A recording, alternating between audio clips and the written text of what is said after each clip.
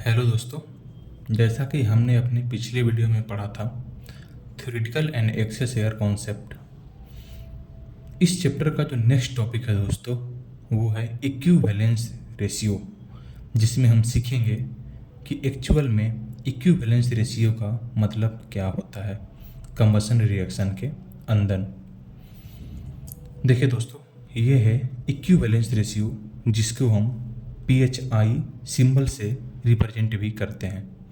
क्या होता है ये इक्विवेलेंस रेशियो दोस्तों, चलिए देखते हैं। तो equivalence ratio is the dimensionless number that compares the actual fuel to air ratio to the stoichiometric fuel to air ratio. जिसका मतलब क्या हुआ दोस्तों कि इक्विवेलेंस रेशियो कुछ और नहीं बल्कि एक डायमेंशनलेस नंबर भी है। डायमेंशनलेस नंबर का मतलब जैसे दोस्तों हमने अपने पिछले सब्जेक्ट जैसे हाइड्रोलिक्स में पढ़ा था रेनॉल्ड्स नंबर, जो क्या था एक डायमेंशनलेस नंबर। उसी के जैसा एक इक्विवेलेंस रेशियो भी एक डायमेंशनलेस नंबर ही है, जो सिर्फ और सिर्फ ये कंपेयर करता है कि fuel to air ratio actual और fuel to air ratio stoichiometry, एक कंबशन रिएक्शन के अंदर ये डायमेंशनलेस नंबर सिर्फ इन दोनों को कंपेयर करता है। और क्या है दोस्तों इसमें, it is the important parameter in combustion analysis.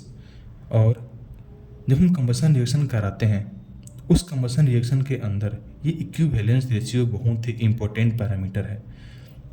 इसका ये इम्पोर्टेंट क्यों है, इसका इम्पोर्टेंस हम देखेंगे अपने इसी वीडियो में देखेंगे जब हम आगे कुछ और पढ़ेंगे। देख सकते हैं दोस्तों इसमें कि इस इक्विवेलेंस रेशियो को हम जो डिनोट करते हैं वो PHI से करते हैं, जो कि सिंबल इसका है PHI।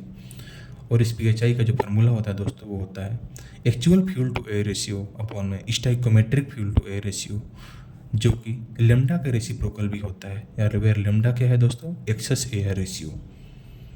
यहाँ पे दोस्तों हमें ऐसा लगता है कि आपको इस stoichiometric fuel to air ratio और actual fuel to air ratio का मतलब समझ में उतने अच्छे से नहीं आया होगा। तो चलिए दोस्तों, सबसे पहले हम ये सीखते हैं कि actual fuel to air ratio और stoichiometric fuel to air ratio का मतलब क्या होता है, तभी हम इस PHI को अच्छे से समझ सकते हैं। तो आप देख सकते हैं दोस्तों यहाँ पे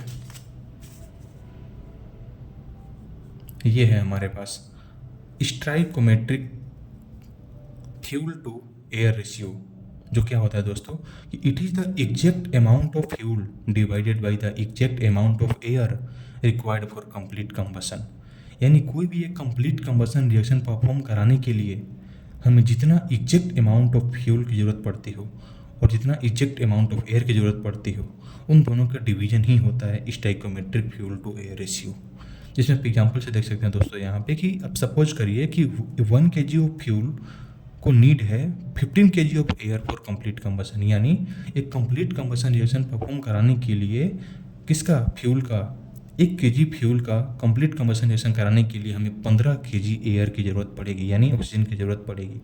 तो यहाँ पे stoichiometric fuel to air ratio क्या होगा दोस्तों, 1/15 जो इतना हो गया। और actual fuel to air ratio क्या है दोस्तों यहाँ पे कि it is also the exact amount of fuel divided by the exact amount of air that is actually used in a real engine और फर्नेस। यानी ये वो रेशियो है जो हम एक्चुअल में यूज करते हैं, जितना हमने एक्चुअल में फ्यूल का अमाउंट लिया और एयर का अमाउंट लिया उस रिएक्शन का परफॉर्म कराने के लिए, वो होता है actual fuel to air ratio. जैसे आप एग्जाम्पल से देख सकते हैं दोस्तों कि if 1 kg of fuel is burn with 18 kg of air, तो यहाँ पे actual fuel to air ratio क्या हो जाएगा 1/80। यानी फ्यूल का कितना अमाउंट था 1 kg और एयर का अमाउंट कितना था दोस्तों 18 kg। तो यहाँ पे actual fuel to air ratio कितना हो गया 0.056। यानी यहाँ पे स्टोइकोमेट्रिक का मतलब ये हुआ कि एक कंप्लीट कंबशन रिएक्शन कराने के लिए हमें फ्यूल और एयर की अमाउंट कितनी होगी, वो होता है स्टोइकोमेट्री। और एक नॉर्मल कोई भी रिएक्शन परफॉर्म कराने के लिए हम कितना एक्चुअल में ले रहे हैं अमाउंट फ्यूल का और एयर का, वो होता है हमारे पास actual fuel to air ratio. यहाँ पे देख सकते हैं दोस्तों कि more air than required is supplied. हमें कंप्लीट कंबशन रिएक्शन कराने के लिए सिर्फ 15 kg ऑक्सीजन की ही जरूरत थी, यानी एयर की जरूरत थी, लेकिन हमने 18 kg यहाँ पे प्रोवाइड किया है। तो the actual fuel to air ratio is less than the stoichiometric fuel to air ratio, जो कि आप यहाँ पे देख सकते हैं। जो actual fuel to air ratio है दोस्तों वो कम है किससे, स्टोइकोमेट्री से। अब दोस्तों जैसा कि मैंने आपको बताया था कि ये कंबसन एनालिसिस के अंदर ये जो पीएचआई होता है, यानी जो इक्विवेलेंस रेशियो होता है, बहुत ही इंपॉर्टेंट पैरामीटर होता है। वो किस तरीके से, इसका हम पहला इंपॉर्टेंस यहाँ पे देखेंगे। यहाँ पे इसका पहला इंपॉर्टेंस ये है दोस्तों कि इस सिर्फ और सिर्फ इस इक्विवेलेंस रेशियो की मदद से ही हम ये आइडेंटिफाई कर सकते हैं कि मिक्सचर किस टाइप का है। मिक्सचर यानी क्या दोस्तों? मिक्सचर किसका? फ्यूल और एयर का। यानी जब कंबसन रिएक्शन होता है तो वहाँ पे एक मिक्सचर फॉर्मेशन होता है फ्यूल और एयर के बीच में। तो हम इस पीएचआई वैल्यू से ये हम बता सकते हैं कि जो मिक्सचर बना है वो मिक्सचर कैसा है। क्या वो लीन मिक्सचर है, यानी क्या यहाँ पे फ्यूल डिफिशियंसी है, या फिर वो रिच मिक्सचर है, या फिर वो ऑक्सीजन डिफिशियंसी है। सिर्फ और सिर्फ इस पीएचआई वैल्यू से ही हम निकाल सकते हैं। तो आप देख सकते हैं यहाँ पे दोस्तों कि अगर हम पीएचआई यहाँ पे कैलकुलेट किए और 1 से कम आएगा, इसका मतलब क्या है दोस्तों कि stoichiometric fuel to air ratio ज़्यादा है एक्चुअल से, तभी वैल्यू 1 से कम होगा।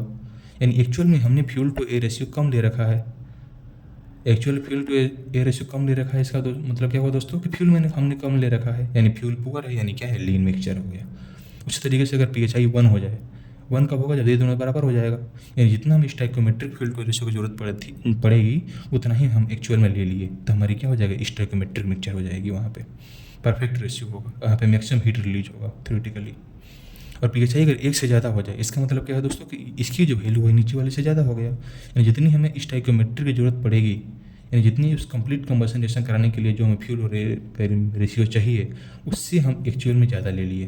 यानी यहाँ पे फ्यूल हम ज़्यादा ले लिए, तो कौन सा मिक्सचर हो गया? रिच मिक्सचर हो गया, यानी यहाँ पे एक्सेस फ्यूल हो गया। अगर पीएचआई 0 हो जाए, इसका मतलब यानी actual fuel to air ratio 0 हो गया, और एक्चुअल फ्यूल टू रेशियो 0 हो गया, इसका मतलब कि हमने यहाँ पे फ्यूल लिया ही नहीं, यहाँ पे प्योर एयर होगा, नो कंबसन, कोई कंबसन नहीं होगा। और पीएचआई इन्फिनिटी का मतलब क्या होगा? ये पीएचआई इन्फिनिटी कब होगा? जब ये वैल्यू 0 हो जाएगा। और स्टोइकियोमेट्रिक 0 हो जाने का मतलब क्या है कि हमने यहाँ पे कोई एयर नहीं ले रखा है, यहाँ पे सिर्फ और सिर्फ प्योर फ्यूल है। अगर ये वैल्यू 0 हो जाएगी तो सिर्फ और सिर्फ ये बचेगा, यानी सिर्फ और सिर्फ फ्यूल बचेगा, तो कोई भी कंबसन यहाँ पे भी नहीं होगा। ये हो गया हमारे पास पहला इंपॉर्टेंस। और दूसरा इंपॉर्टेंस इसका ये है कि इस पीएचआई जो होती है, जो हमारे पास इक्विवेलेंस रेशियो है, इसकी वैल्यू का एक रेंज होता है।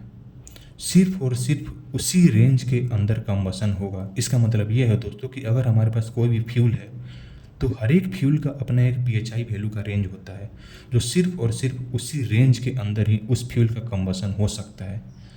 और अगर उस रेंज जैसे हमारे पास पीएचआई है, उसकी मिनिमम पीएचआई की बात करूँ, उसको हम बोलते हैं लोअर फ्लेमेबिलिटी लिमिट।